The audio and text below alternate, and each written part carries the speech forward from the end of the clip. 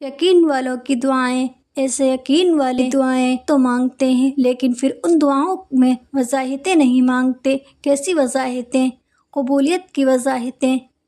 وہ نہ تو لوگوں سے اس بات کی وضاحت مانگتے ہیں کہ کیا ہماری دعائیں قبول ہو جائیں گی، اور نہ ہی وہ اللہ سے اس بات کی وضاحت طلب کرتے ہیں کہ فلاں شخص نے بھی میرے جیسی دعا مانگی تھی، اس کی تو دعا قبول ہو گئی تو میری کیوں نہیں۔ یقین میں سوال نہیں ہوتا، یقین میں بس فل اسٹاپ ہوتا ہے۔ دعاؤں میں سارا کھیل یقین کا ہے۔ اللہ فرماتا ہے اور زمین میں نشانیاں ہیں یقین کرنے والوں کے لیے اور خود تمہارے اندر بھی، تو کیا تم یقین نہیں رکھتے؟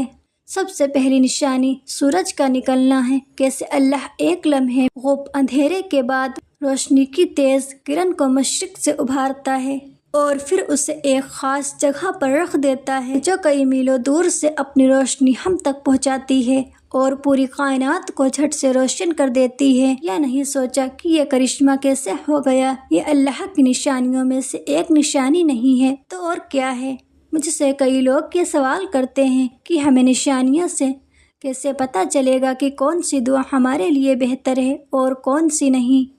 آپ اگر اللہ پر یقین رکھتے ہیں تو آپ کے پاس نشانی آئے یا نہ آئے تب بھی کہیں نہ کہیں آپ کے دل کو پتہ ہوتا ہے کہ کیا صحیح ہے اور کیا غلط۔ آپ کے دل کو ہمیشہ اس سوال کا جواب معلوم ہوتا ہے جو آپ اللہ سے پوچھتے ہیں، لیکن جو شخص یقین کے لیے اپنے دل کے دروازے بند کر چکا ہو تو اس کی بات دوسری ہے۔ وہ ان نشانیاں میں سے سب دیکھ لے گا، بس حقیقت کی طرف اشارہ کرنے والی کوئی نشانی نہیں دیکھے گا۔ لیکن جس کا دل وسوسوں سے پاک اور سچائی کے لیے کھلا ہوگا، وہ ان نشانیاں کو دیکھ کر کبھی بھی یہ نہیں کہے گا یا سوچے گا کہ یہ سب کچھ محض ایک اتفاق ہے۔ آپ کا ضمیر آپ سے جو کہتا ہے اسے کبھی بھی نظر انداز نہیں کرنا چاہیے۔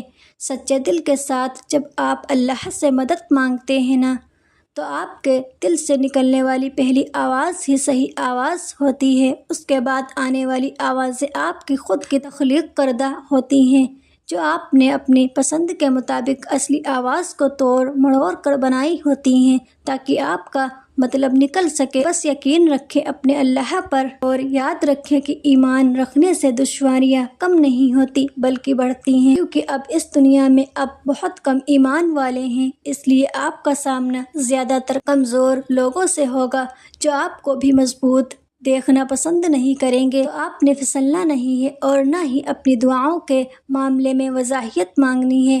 اگر آپ چاہتے ہیں کہ آپ کا سوال کا جواب اللہ آپ کی پسند کے مطابق دے تو آپ کو یہ بھی ذہن میں رکھنا چاہیے کہ وہ جواب آئے گا تب ہی جب اللہ چاہے گا۔